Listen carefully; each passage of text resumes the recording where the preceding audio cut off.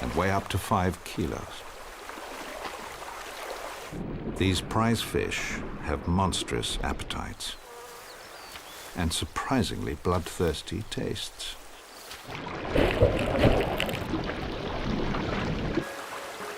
So some fly fishermen opt for something a little more substantial. Here, the insect imitations have been replaced with fluffy imitation mice.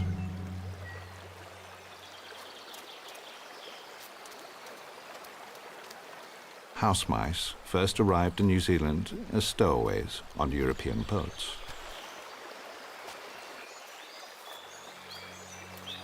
This youngster is looking for his next meal.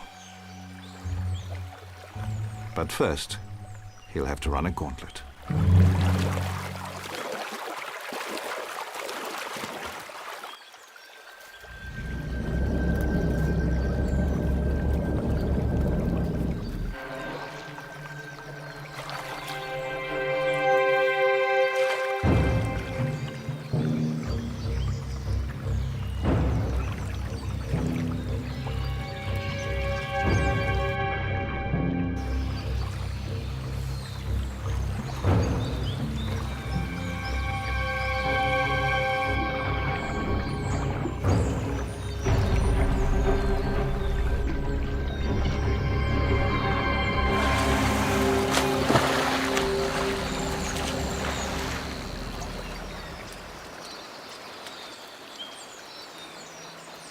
For mouse or man, opportunities come to those who take them.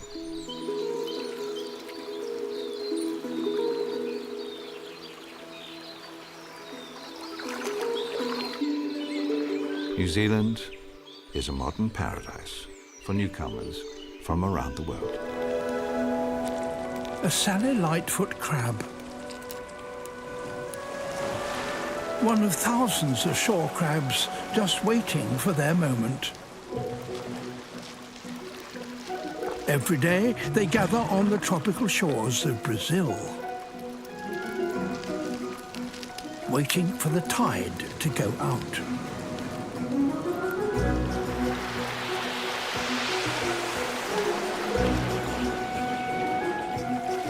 Which exposes their feeding grounds. Seaweed-covered rocks 100 meters from the shore.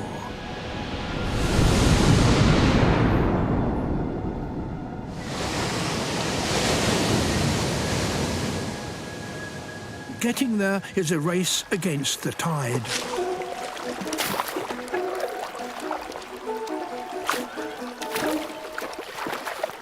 They leap from rock to rock.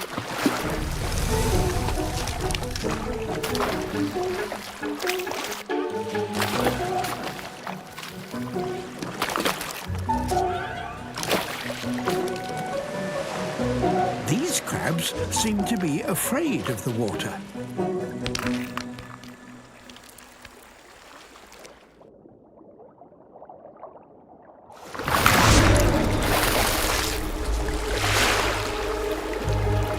And for good reason.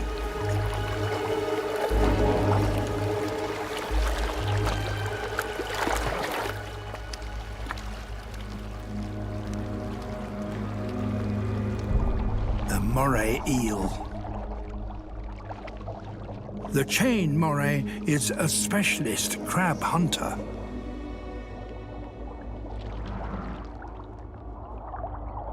Its blunt teeth can easily grip and crush a crab's shell.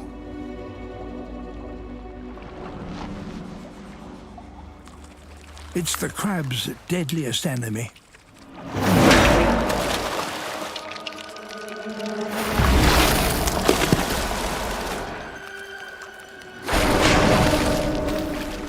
But the crab's feeding grounds are still a long way off.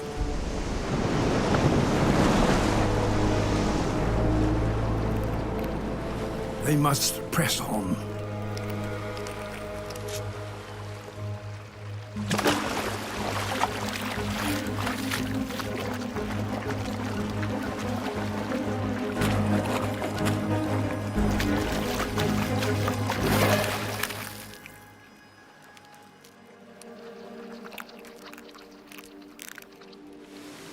halfway.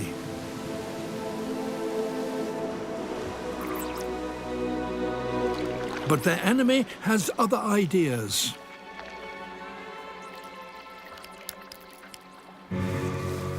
Crossing the land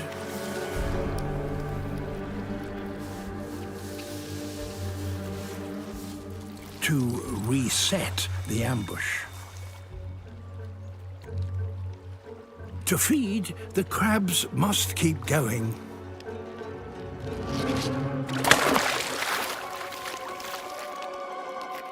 But nowhere is safe. An octopus, also a crab killer.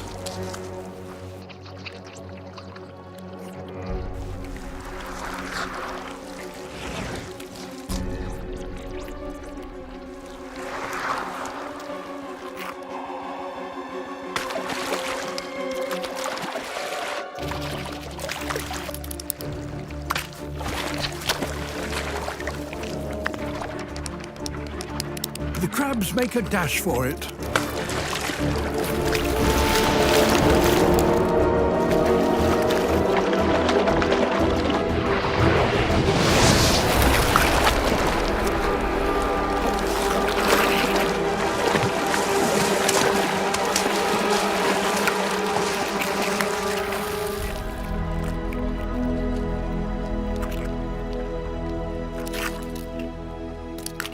Made it.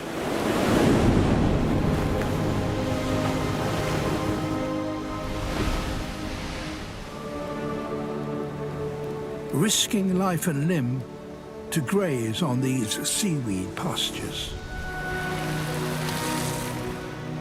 But in 2 hours' time, when the tide starts to turn, they will have to run the gauntlet all over again.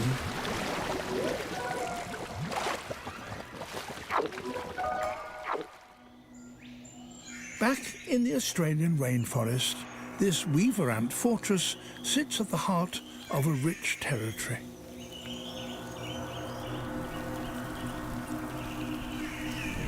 Hunting parties go out to gather food to fuel their growing numbers.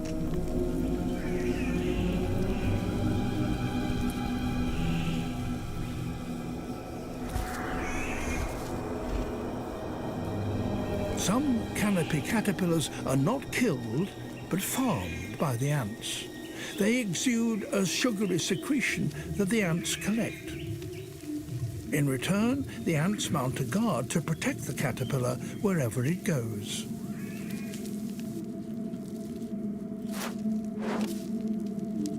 But a successful colony inevitably attracts enemies.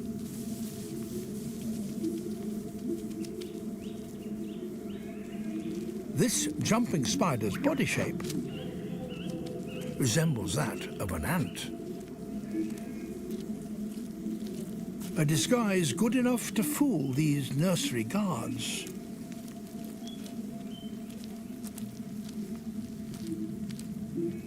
It's after one of the colony's most valuable assets, the grubs. In a colony numbering tens of thousands, a single grub is an insignificant loss. But the rich territory of a successful colony draws more destructive enemies.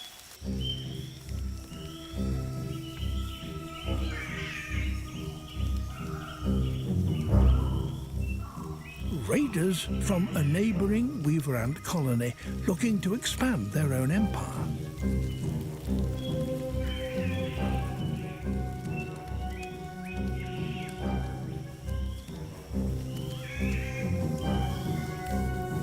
Invaders are quickly spotted.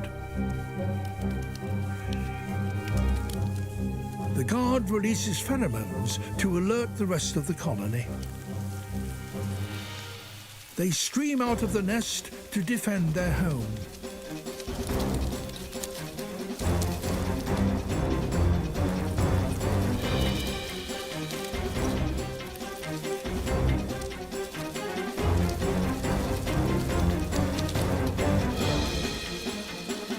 If the home defenses fail, the colony will be wiped out.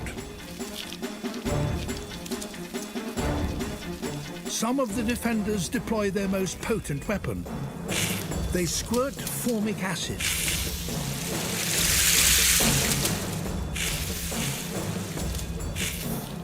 The stinging liquid halts the invaders in their tracks. And now the Home Guard can go on the offensive.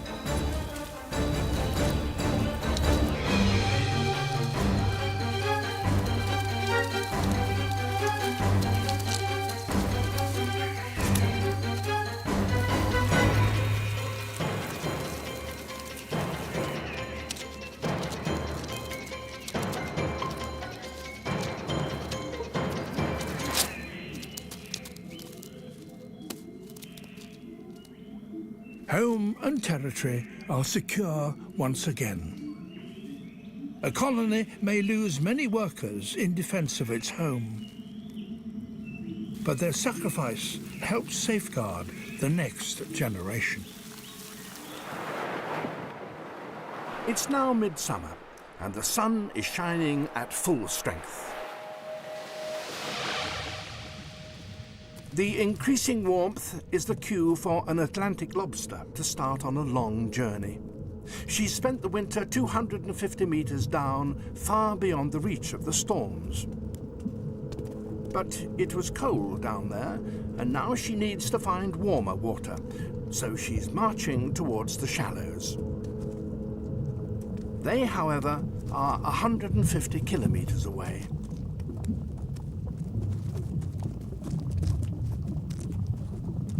After a month of walking, she finally arrives at her favorite sandbank. But she's not the first here. Dozens of other lobsters have already dug themselves homes in the sand, and they don't intend to surrender them to newcomers.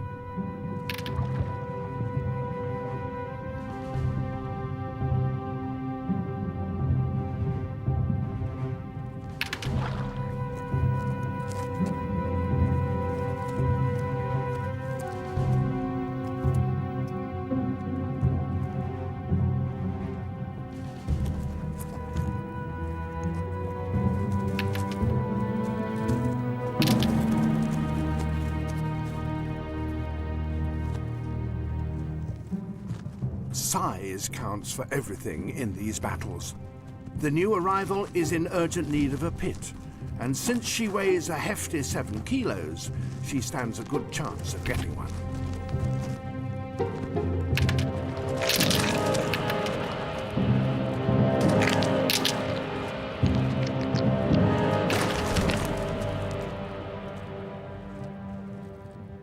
She's won.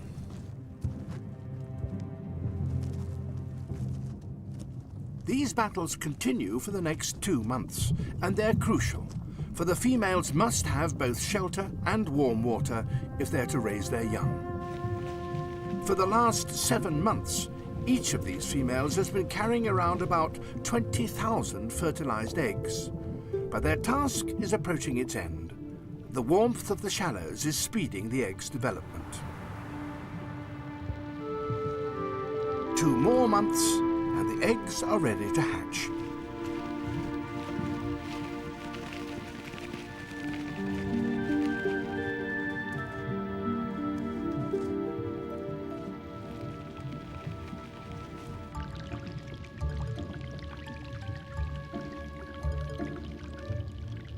At first, they're not very good at swimming.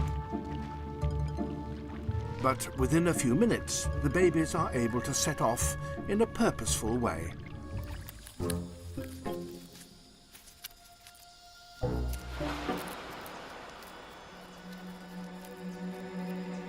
Danger past. And that's just as well. Because he is a father. And he's guarding some very precious eggs. For the last few weeks, females, one after the other, have visited him and entrusted him with their offspring. Some are now almost ready to hatch. There are several clutches on the leaf, and those at the top, the most recently laid, are barely a day old.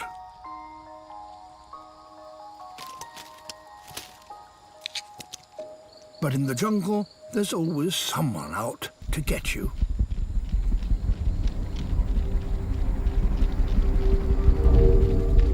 This wasp is a specialist hunter of frogs' eggs. It's noticed the wriggling tadpoles at the bottom of the leaf.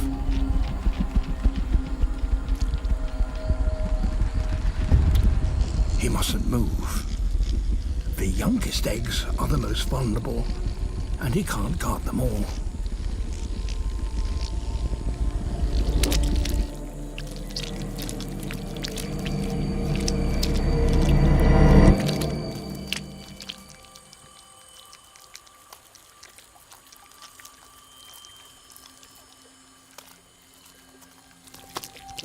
But these tadpoles are not as helpless as they might appear.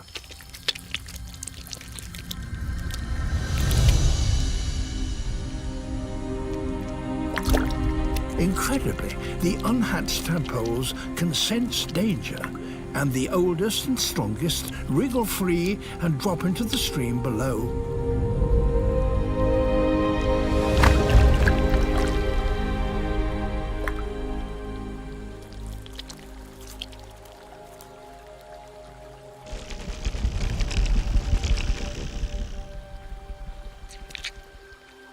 The eggs at the top of the leaf, however, are still too young to hatch. And now the wasps know they're there. But the male's back looks very like the youngest cluster of eggs. And that seems to confuse the wasps.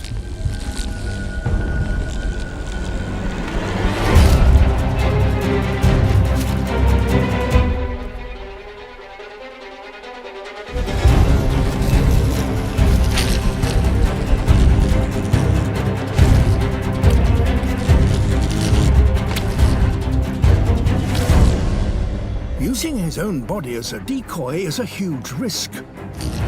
The wasp's stings could kill him.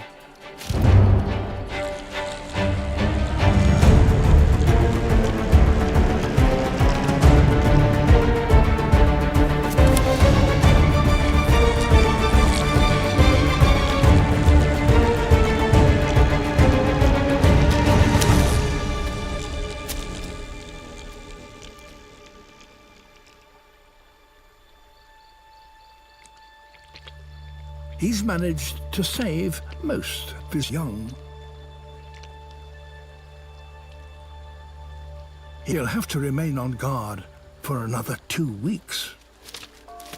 But in the jungle, just surviving the day can count as a success.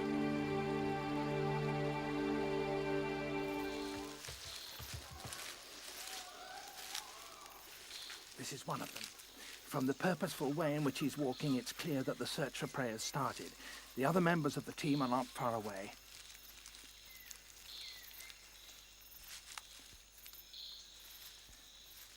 They've been steadily following the monkeys for about 20 minutes, looking for an opportunity.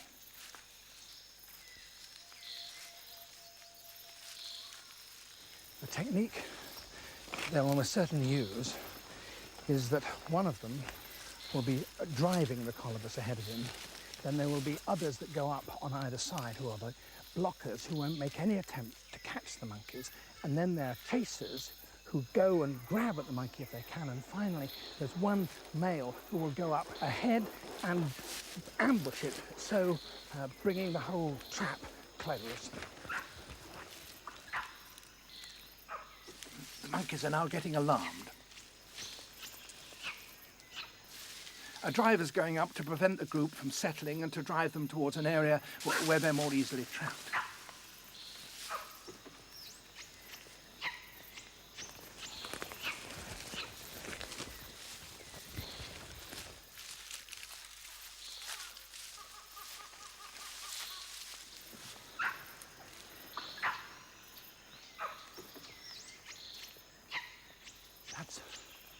one of the blockers has now quietly come ahead of the colobus. He's halfway up the tree now. He's deliberately making himself conspicuous.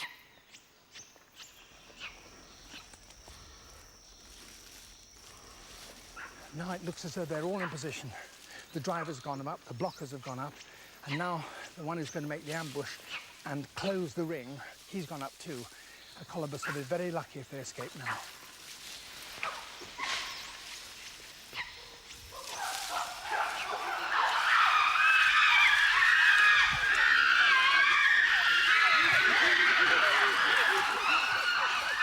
They've got one.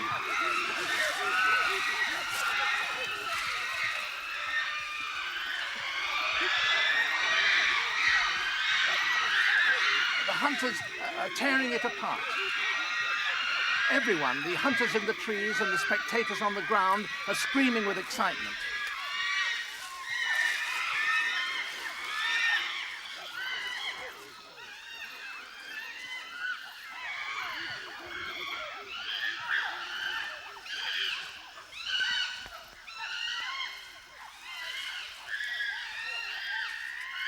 And now the kill is brought down so that the females and others can share it.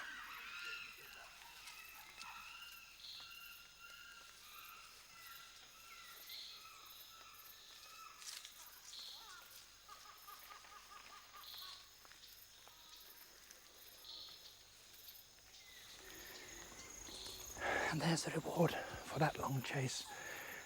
The divided body of a colobus monkey. These blood-stained faces may well horrify us, but we might also see in them the face of our long-distant hunting ancestors. And if we are appalled by that mob violence and bloodlust, we might also see in that too, perhaps, the origins of the teamwork that have, in the end, brought human beings many of their greatest triumphs. In only a few months' time, the water here will cease to flow.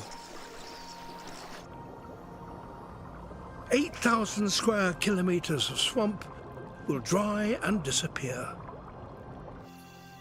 And all the hippos of the Okavango will face real hardship.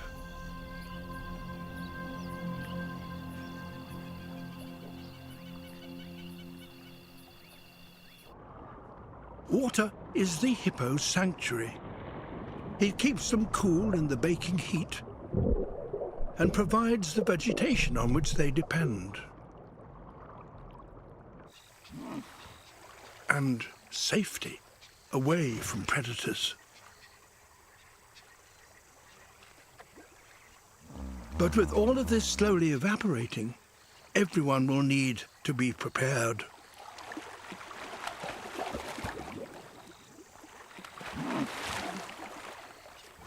The calf is now several weeks old and has built up his strength. It's time for him to meet the family.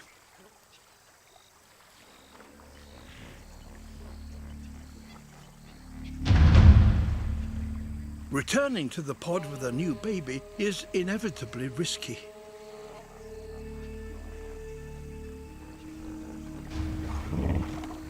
A mother has to re-establish that she's a member of the pod. And in the excitement, a clumsy adult could crush her calf.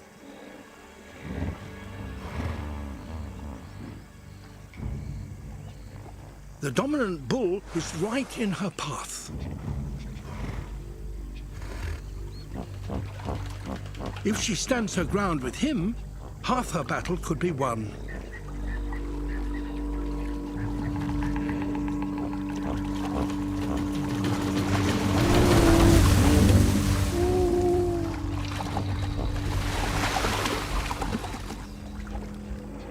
But the real problem comes from an unexpected place. Her previous calf is showing an unhealthy interest. She's battle-scarred and appears to have a quarrelsome nature.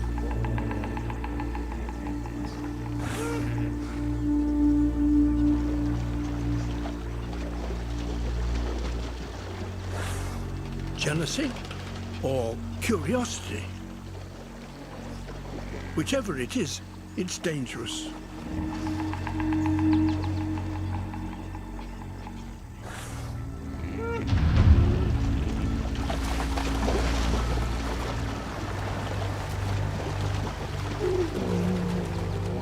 Her calf is far too young to be pushed around like this.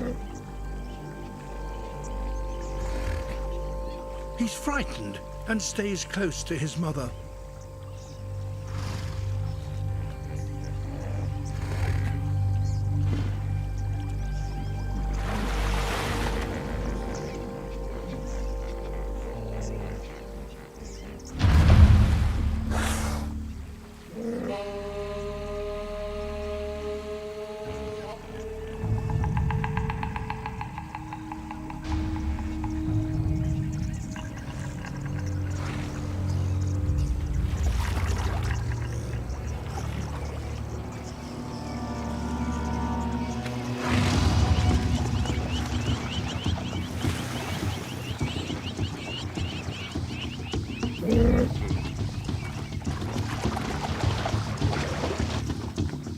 This has turned into an attack, and the mother must put a stop to it.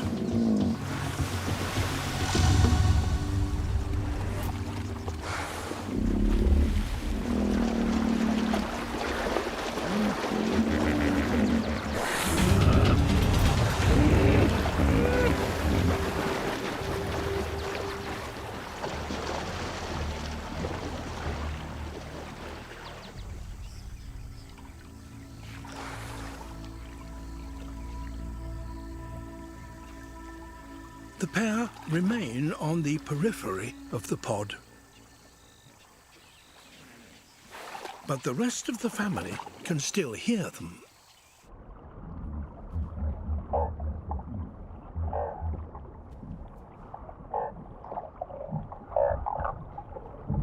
Hippos are thought to be the closest living relatives of whales.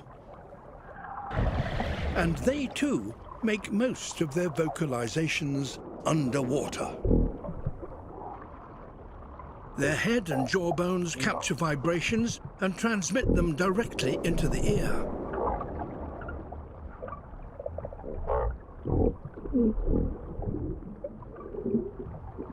Vibrations become sound. And in these quiet waters, these can carry up to a mile.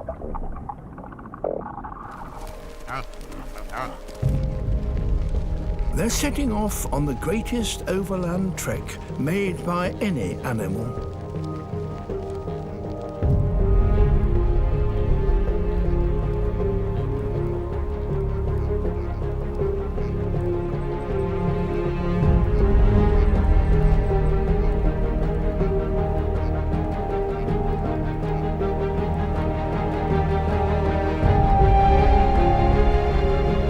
But wherever grass-eaters travel, predators lie in wait.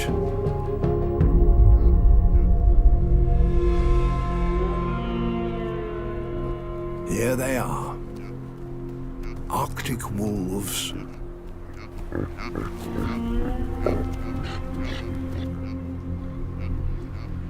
They must seize their chance while the caribou pass through their territory.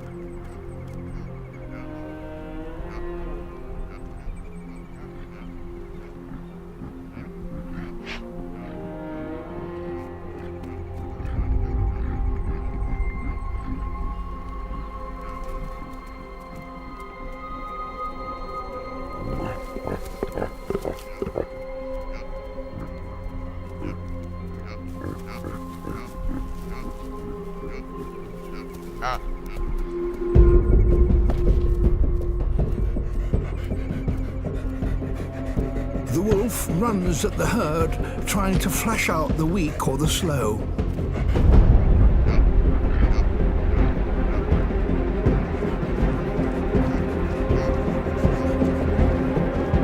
calf is separated.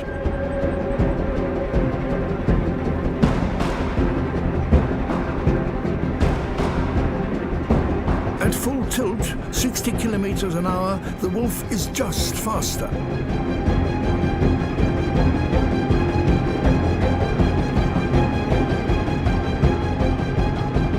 But the calf has stamina.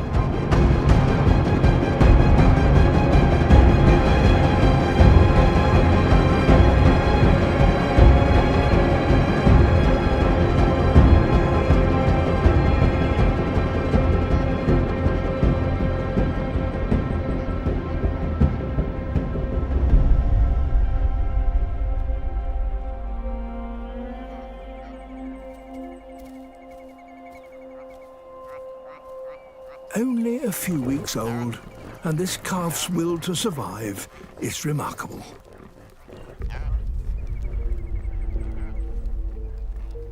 And it needs to be, for these young caribou have now started a journey that will last a lifetime. Forever chasing the seasonal growth of the grass on which they depend.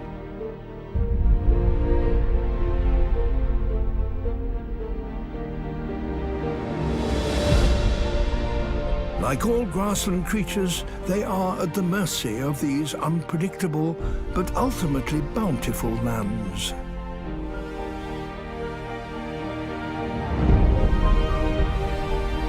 Grass can survive some of the harshest conditions on Earth: flood, fire and frost, and still flourish.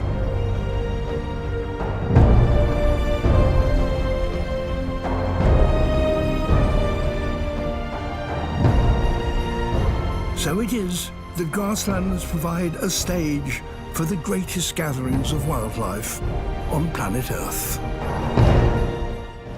St. Andrew's Beach is one of the most crowded on the planet, and so holding a territory here is a constant battle.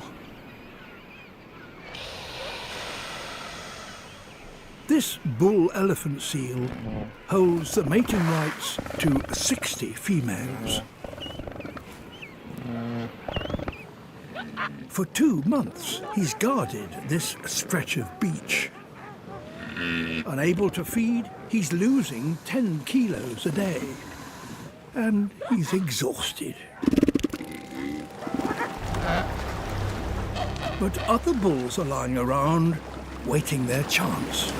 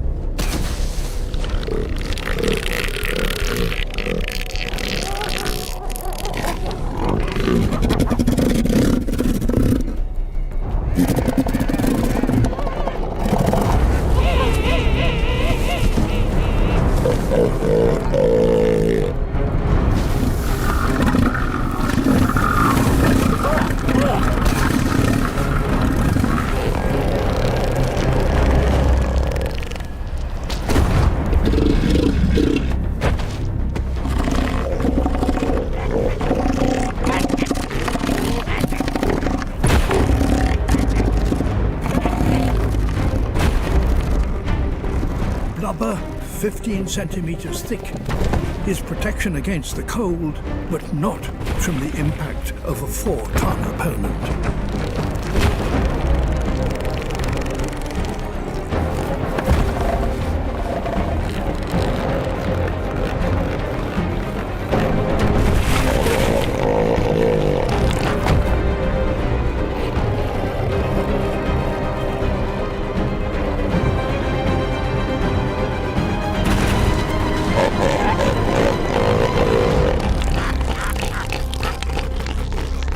Holds his ground and forces the intruder back out to sea.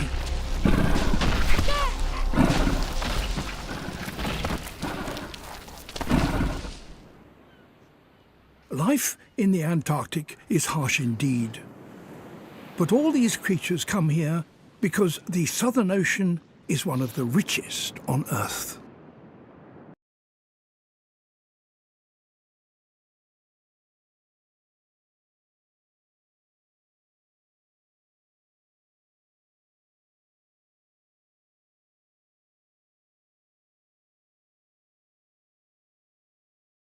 Trout were first introduced to these pristine rivers for sport in the late 1800s.